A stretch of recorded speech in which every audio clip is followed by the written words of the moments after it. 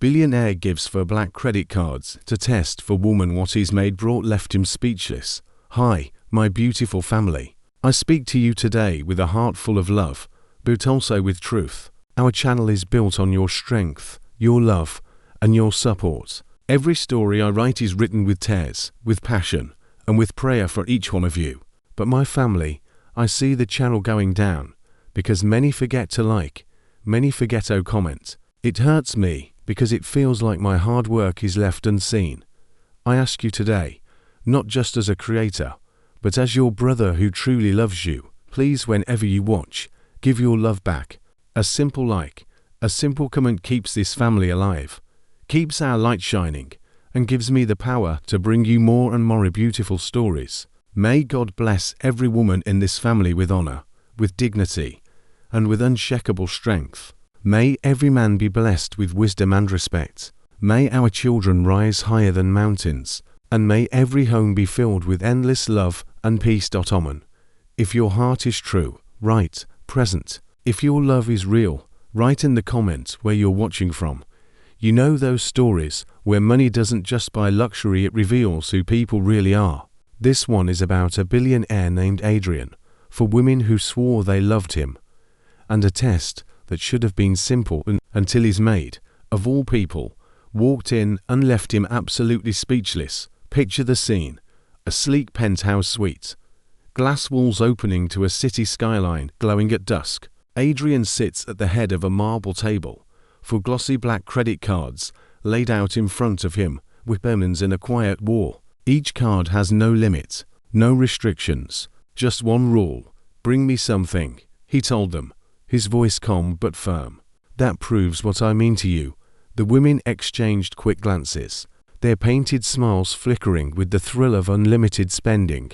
You could almost hear the wheels turning in their heads. Jewelry, designer bags, maybe even a car. For them, love had a price tag, and they were ready to swipe.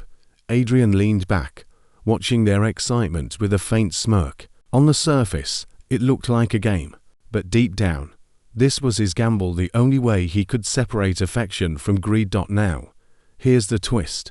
Adrian thought he knew how it would end.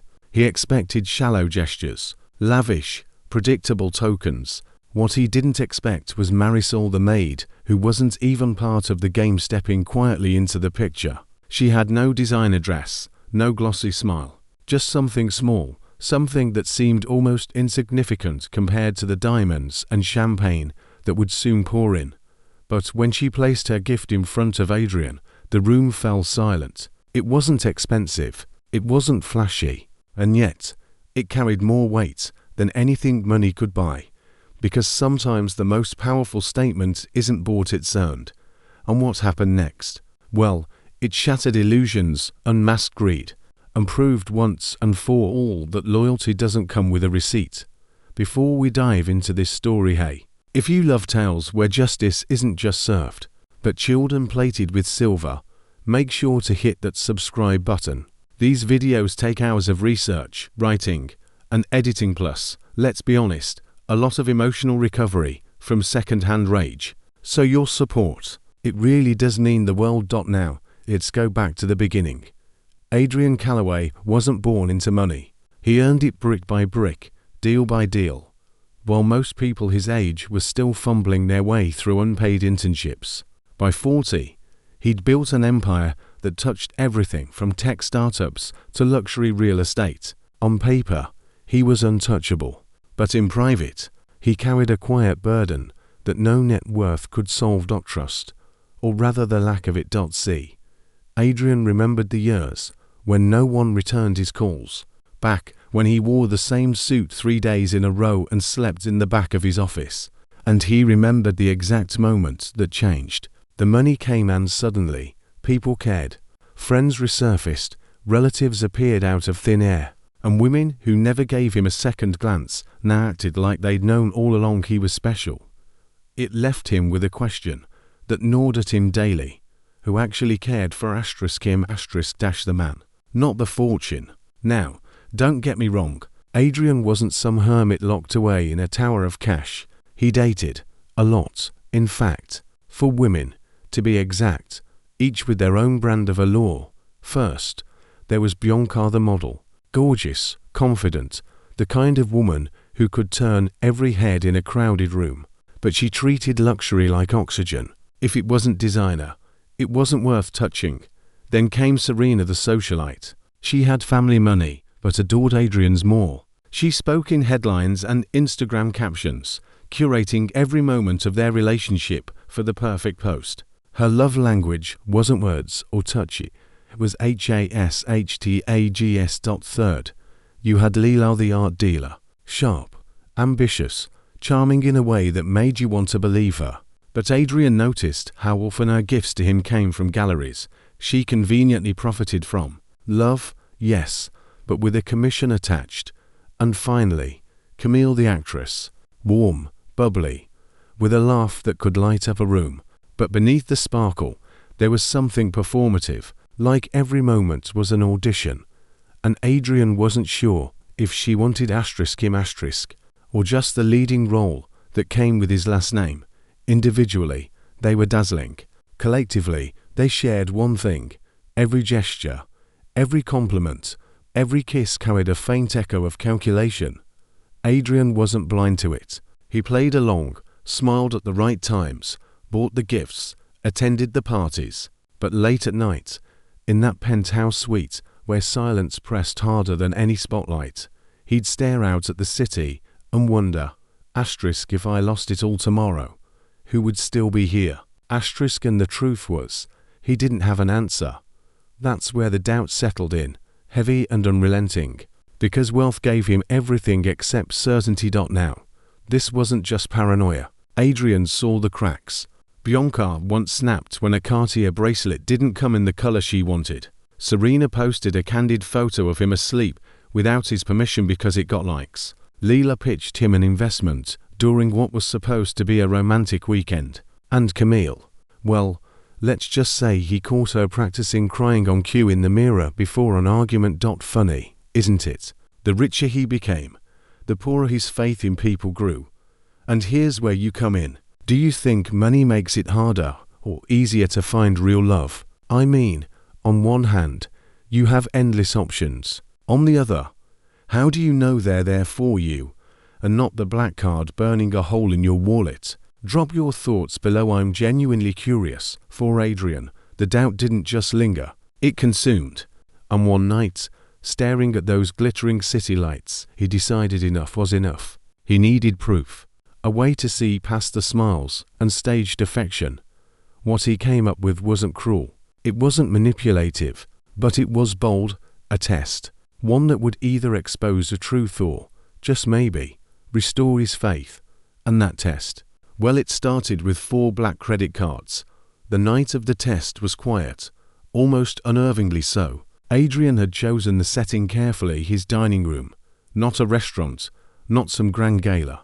Just him, 4 women, and a long glass table that reflected every flicker of the chandelier above. On that table sat 4 black credit cards. They gleamed like tiny secrets, lined in a neat row. Each one could unlock anything: diamonds, cars, even islands if you knew the right broker. But for Adrian, they weren't symbols of wealth. They were mirrors. And tonight, he intended to see what they revealed. He leaned forward, steepling his fingers. I want you each, he said slowly, his voice even, to take one of these cards and bring back something that proves what I mean to you. No limits. No instructions, just, show me. For a moment, silence. Then Bianca laughed lightly, brushing her hair back with manicured fingers. That's easy, she purred. Piece of cake. She snatched a card before anyone else could move, as though speed meant victory. Serena raised a brow, smirking. Oh, come on, Adrian. You know I'm going to crush this. Her tone dripped with competitiveness. She slid a card toward her with a perfectly polished nail, eyes flashing like she was already envisioning the Instagram caption.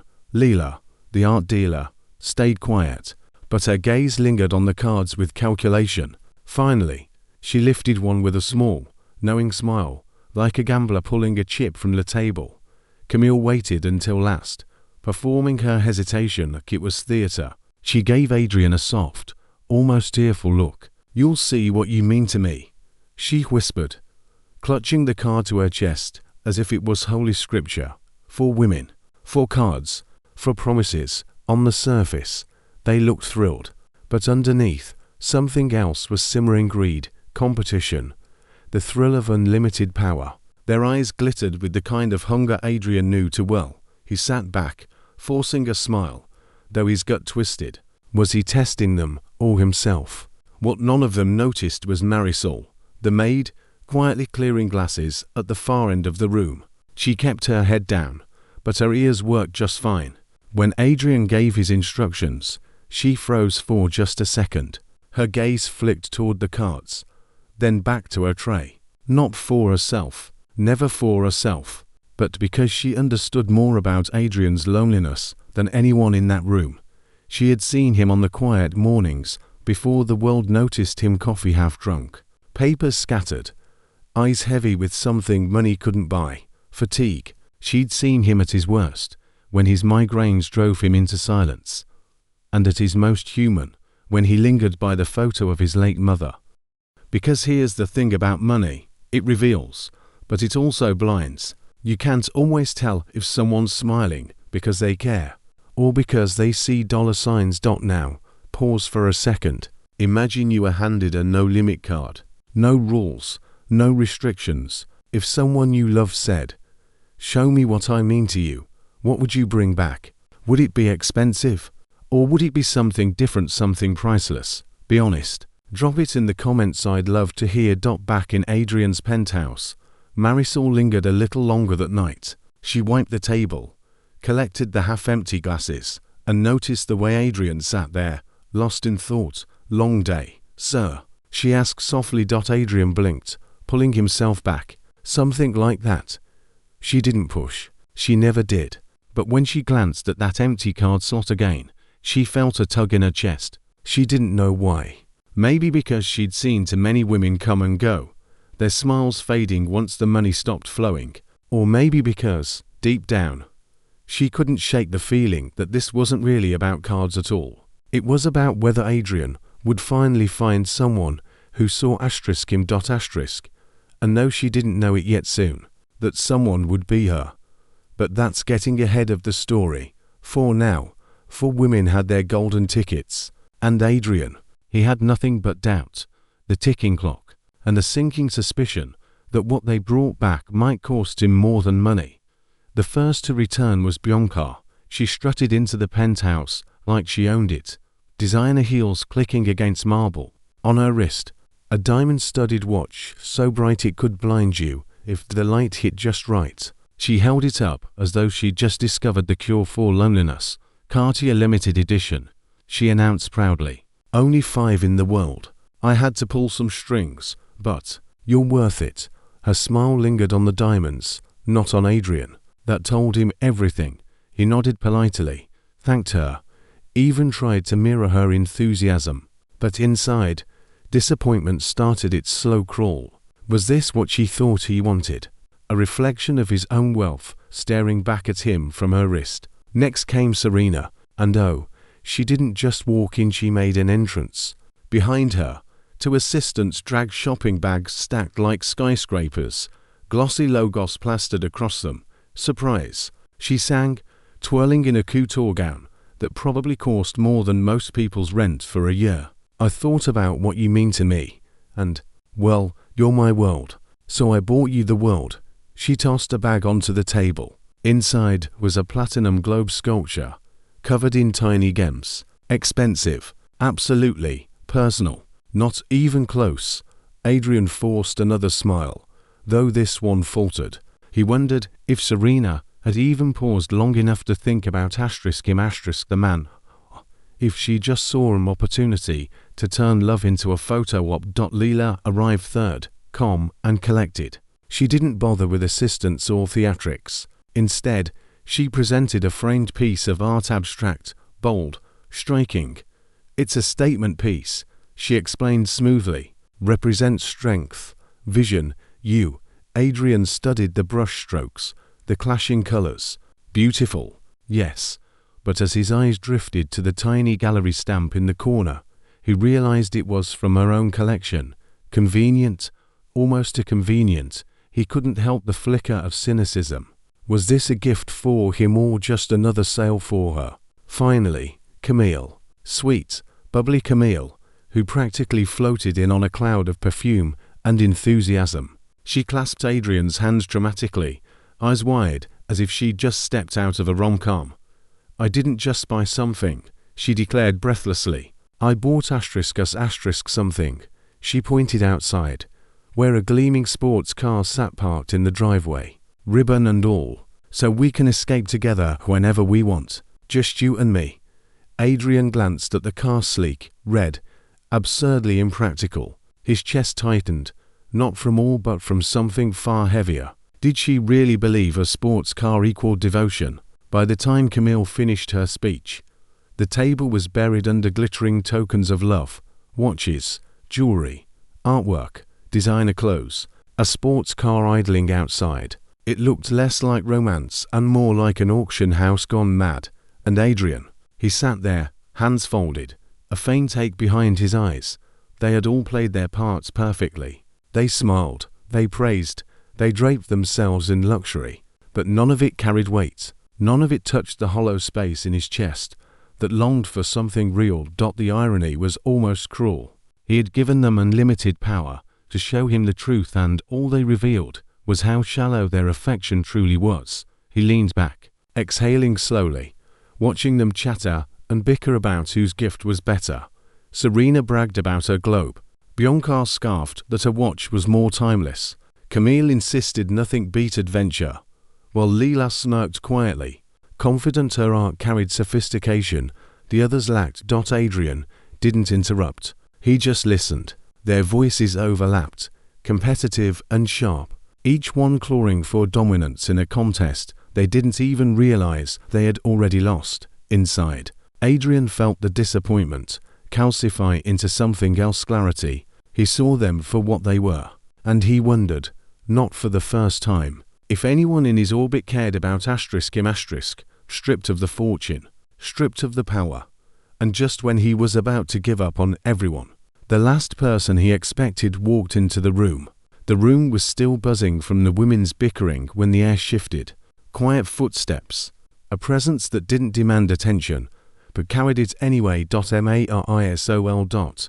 She wasn't dressed for competition, no designer gown, no dramatic entrance, just her usual uniform, neat, simple, humble. Her hands, however, weren't empty. She held something small, wrapped in brown paper and tied with twine.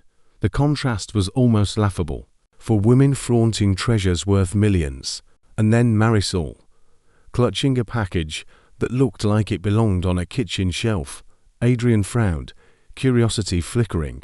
She hadn't been part of the test. He hadn't given her a card, a rule, or even a chance. So why was she here? She cleared her throat softly. Forgive me, sir. I know I wasn't asked to bring anything. The others rolled their eyes, thin smirks tugging at painted lips. Bianca even whispered, how cute. But Marisol didn't flinch. She stepped forward, steady and unhurried, until she was close enough to place the package on the table. Adrian studied her, then the bundle. His voice was low. And what is this? Her fingers lingered on the twine as she answered. Something that reminded me of you. Not the man on magazine covers. The man I've watched from the corners of this house. The one who forgets to eat when he's working too hard. The one who looks out the window like he's searching for someone. The room went still. Carefully, she unwrapped the paper. Inside lay a faded leather-bound notebook, its edges worn, pages frayed. Adrian's breath caught before he could stop it. He knew that notebook. It was his mother's. She used to jot down recipes, notes, scraps of wisdom. That very book. He'd lost track of it years ago, buried somewhere in storage, he assumed. Yet here it was, restored, cleaned, wrapped with care. Marisol's voice softened. I found it in one of the old boxes in the library. I thought maybe you'd want it back. Adrian reached out, hands almost trembling. His thumb brushed the cover.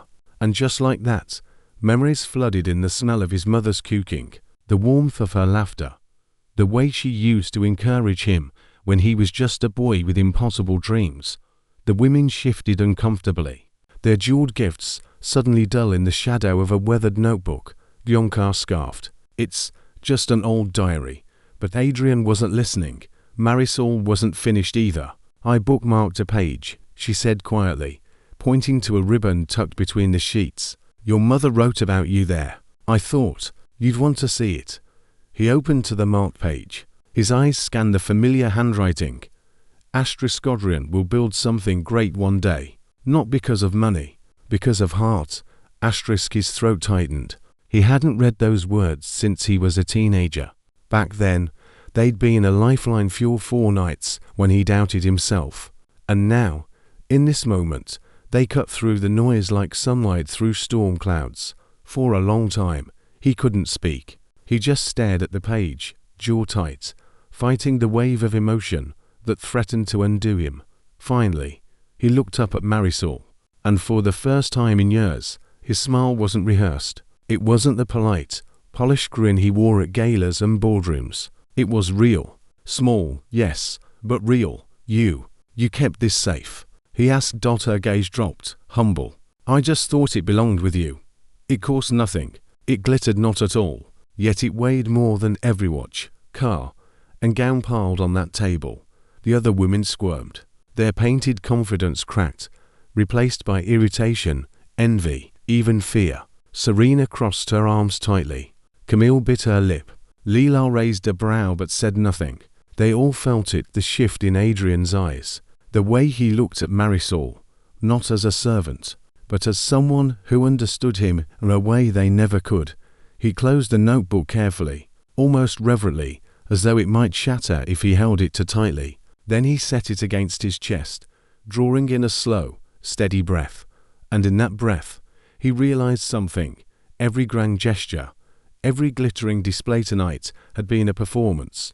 But this was truth. Marisol had given him not a symbol of wealth, but a reminder of where he came from, who he had been, who he still was beneath the empire, beneath the headlines. It wasn't about cost. It was about meaning. The irony didn't escape him. He had staged a test to expose shallow hearts, and yet the one person who passed had never been playing. He let the silence stretch, watching Marisol retreat a single step, as if unsure whether she had overstepped. But he wasn't about to let her fade back into the background. "Not now, Marisol," he said, his tone firmer, carrying weight. She paused, glancing back. "Thank you," to simple words. Yet they carried more sincerity than anything he'd spoken all evening. The others bristled, their jewels suddenly feeling like chains around their necks. They had lost, not just the test, but something deeper. Because for the first time, Adrian wasn't looking at them. He was looking at her. And though no one in that glittering room would admit it out loud, they all knew. The maid had just changed everything. What's the most meaningful gift you've ever received? Not the most expensive, the most meaningful. Drop your story in the comments. At first, no one said anything. The silence around that table was sharper than glass, each woman fidgeting as Adrian lingered on Marisol's gift. His hands still rested on the notebook like it was sacred, while the glittering treasures piled around him suddenly looked like cheap stage props. And then Billionaire cracked. "You can't be serious," she snapped, her tone brittle. "That old book, that's what's impressing you, Adrian. It's sentimental junk." Camille chimed in, laughing too loudly. "She didn't even follow the rules. You told us to bring something. She wasn't part of this." Her voice sharpened as she gestured toward Marisol. "She's the maid. She doesn't belong in this conversation." The word made landed like a slap. Marisol's eyes dropped, but Adrian didn't flinch. He was watching them, really watching them now, every twitch of their painted smiles, every flash of irritation beneath the surface. Leila leaned forward, her bracelet clinking against the table. "Adrian, darling," she purred, forcing sweetness into her voice, "don't let this cloud your judgment. We brought you things that actually represent value. Real love isn't a notebook." Adrian raised an eyebrow. "Real love is a watch, a car, a gown you'll never wear again." For once, they had no slick reply. Serena broke the pause with a sharp scarf. Oh, come on. We're trying to show you how much we care. Do you think she, her eyes cut toward Marisol, dripping venom, cares more than we do? She doesn't even have money to buy you a meal, let alone stand beside you in the life you live. The mask had slipped, the honeyed tones, the soft affection, all of it peeled away, replaced by naked greed and entitlement.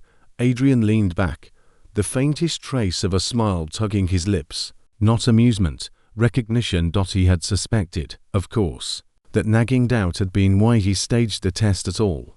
But to hear them bare their motives so openly, it was confirmation. Marisol shifted slightly, as though to step back and disappear. But Adrian's gaze anchored her there. Funny, he said softly. She didn't need money to bring me something priceless. You had unlimited credit and still couldn't think past a store window. The air grew tense. Bianca slammed her hand on the table. We don't have to sit here and be humiliated by some housemaid. If you can't see what we've done for you, what have you done for me? Adrian cut in, voice firm now. His eyes swept over them. Tell me, what sacrifice have you made? What gesture, beyond spending my money, shows you value me at all? Their silence was deafening. Camille opened her mouth, but nothing came. Leela twirled her hair, searching for charm where there was none. Serena crossed her arms, seething. It was as if every carefully constructed mask had crumbled at once, leaving only desperation beneath. Marisol, meanwhile, stood quietly, the weight of her presence felt without her saying a word. She didn't need to argue. She didn't need to compete. Her gift had already spoken for her, and Adrian saw it clearer than ever. The women's affection had always been a transaction, their smiles bought with vacations, their loyalty leased with diamonds. But Marisol's gesture, that came from somewhere deeper, untouched by greed. He drew in a long breath, then placed the notebook gently back on the table. You've all shown me exactly what I needed to see. 4 pairs of eyes snapped to him, wide with alarm. What's that supposed to mean? Bianca hissed. It means, Adrian said, his voice steady, that I finally understand the difference between people who want me and people who want what I can provide. The women erupted. Overlapping voices filled the room. Accusations, pleas, even insults hurled at each other as much as at him. Their composure dissolved into chaos, each one scrambling to outdo the other in justification. I've always been there for you. You'd be nothing without someone like me on your arm. She's manipulating you. Can't you see that? It was almost pathetic, like watching masks slip from actors mid-performance, revealing not stars, but desperate amateurs. And through it all, Marisol remained still, quiet, dignified. Adrian didn't raise his voice. He didn't need to. His silence was louder than their tantrum. Finally, he stood. The movement alone cut through the noise. Enough. They froze. His eyes swept over them one last time. You've shown me who you are tonight, and it's exactly who I feared you were. He glanced toward Marisol, his expression softening just slightly. And who I never realized she was.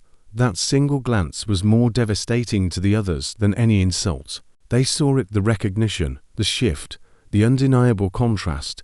Bianca's face flushed scarlet.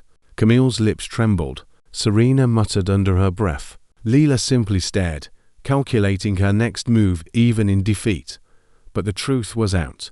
Their masks had fallen, and there was no picking them back up. And Adrian, for the first time in years, he felt clarity. Do you think Adrian should cut all of them off or give someone a second chance? Vote now. Adrian could have ended it right there. He could have dismissed them, let their greed speak for itself, and walked away with quiet dignity. But that wasn't enough. Not this time. He wanted them to feel the weight of their choices. So, while they still sat fuming, he reached into his pocket and pulled out his phone, calm, collected, almost a casual.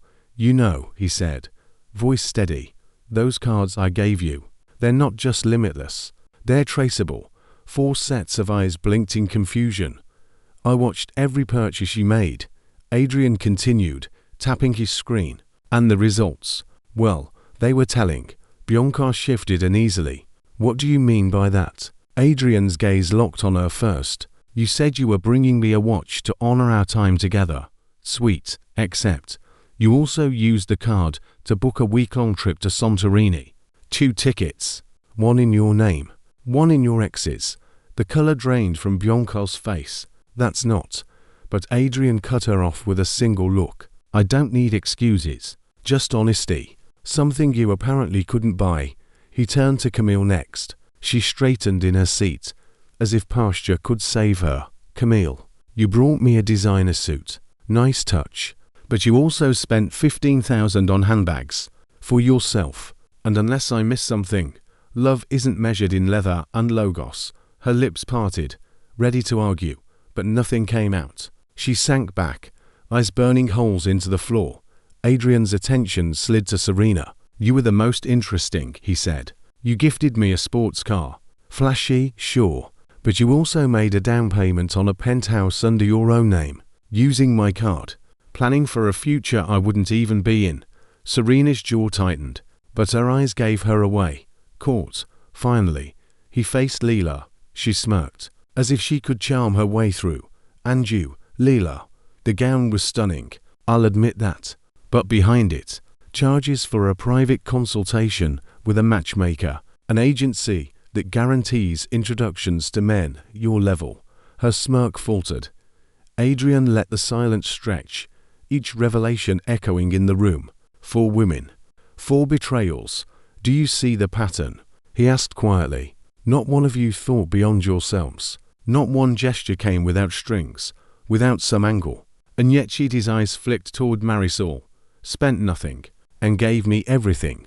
The women bristled, defensive, humiliated. Bianca's voice rose first. You set us up. That's what this was. A trap. No. Adrian replied, his tone razor sharp. It was a mirror. You just didn't like what you saw. The words cut deeper than any shouting match could. One by one, they stood. No more protests. No more excuses. Just a quiet shuffle of heels on marble. As they stormed out, faces flushed, reputations cracked, masks left in pieces behind them. When the door closed, the silence that followed was almost peaceful. Adrian exhaled, as though shedding the weight of years, in one breath. Turns out, loyalty can't be swiped at a checkout counter. When the last echo of stiletto heels faded down the hall, something in the room shifted. It wasn't loud or dramatic. It was subtle, almost fragile. But Adrian felt it as sudden clarity, like the moment a storm clears and the air feels new again. And there, standing quietly near the doorway, was Marisol, still in her plain uniform, still holding herself with that quiet grace she always carried. Except now, Adrian wasn't looking asterisk through asterisk her. He was looking asterisk at asterisk her. He gestured toward a chair. Sit with me, Marisol. She hesitated. Sir, I shoulda know. He interrupted gently. Please, just sit. It was a simple request, but for her, it felt strange. She wasn't used to being invited to the table. She had always been the one clearing it. Adrian studied her for a moment, then asked the question that had been pressing at him ever since she placed that notebook in front of him. Why that? Why not something else? Marisol folded her hands. Because it wasn't about what I could buy. It was about reminding you who you are. Before the money, before the noise. You've built so much, sir, but sometimes it looks like you forget the man who started it all. Her words hit harder than any accusation the women had thrown at him. Honest, steady, without agenda. For once, Adrian didn't have a clever reply. He just nodded slowly, as if letting the truth settle where it belonged. Over the days that followed, something remarkable happened. Adrian found himself asking Marisol's opinion about things he would never have asked before. A new charity initiative, a piece of art for his office, even something as trivial as which tie to wear for a meeting. It wasn't about the tie, of course. It was about trust. She'd give her thoughts honestly, sometimes with a quiet laugh, sometimes with a pause long enough to show she actually cared about her answer. And Adrian realized he valued it more than the rehearsed compliments of anyone else in his life. He began noticing things, too. The way she remembered names, security guards, assistants, drivers. The way she treated everyone with respect, no matter their rank. Integrity wasn't something she preached. It was something she lived. And slowly, the power dynamic shifted, not in the way tabloids would describe it, with flashy headlines and scandal. No, this was quieter, deeper. Adrian stopped seeing her as the maid. He saw her as the only person in his orbit who hadn't been blinded by his wealth. One night, over dinner, not the kind with 10 courses and imported wines, just a simple meal he'd asked her to share. He admitted it. "You know, Marisol," he said softly, "I've spent years chasing the wrong kind of wealth. Jets, yachts, women who looked perfect on paper, but none of it meant anything when I was sitting alone in those empty houses." She looked at him, eyes calm but kind. "Maybe now you know what really matters." Adrian gave a faint smile. "I think I do." And in that moment, the empire builder, the billionaire, the man who had everything, felt humbled by someone who technically had nothing. Except she did have something. Something priceless. Loyalty. The kind you couldn't swipe at a counter or flaunt on a red carpet. The kind that held steady when everything else cracked. Sometimes, the person you overlook as the one holding the most valuable treasure. Loyalty. Time has a way of sanding down the sharp edges of a storm. Months passed, and Adrian's life looked different. Not louder, not grander, just quieter. And for the first time, he welcomed it. The parties stopped. The invitations, at least the ones dripping with ulterior motives, went unanswered. Adrian no longer had the appetite for shallow smiles and empty laughter. He had seen behind the curtain, and once you see it, you can't unsee it. Marisol remained at his side, though not in the way some might expect. There wasn't some sweeping love story, no sudden candlelit confessions.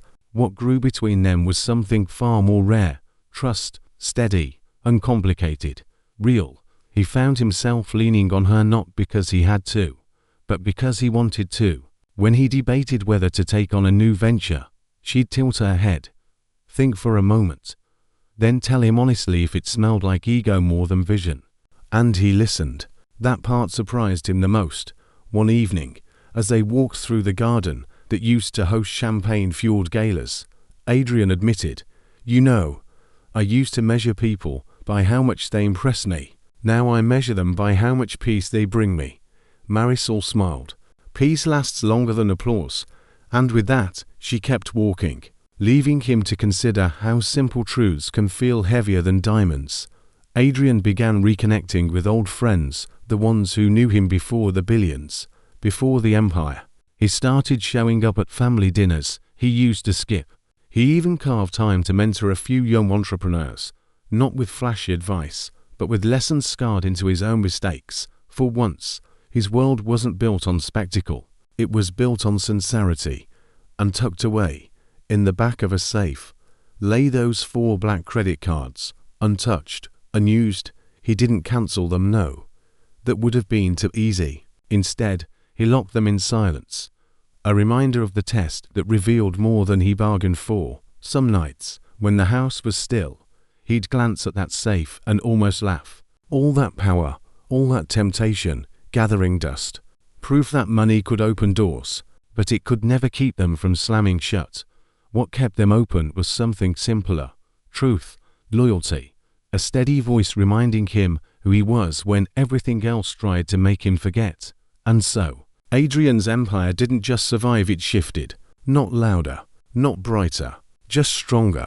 Because this time, it was grounded. Sometimes, the greatest new beginning isn't about adding more, it's about needing less. In the end, Adrian didn't just regain control of his fortune, he regained clarity. For years, he thought wealth was about appearances, about surrounding himself with people who sparkled under the right light. But appearances fade. Honesty, once found, doesn't.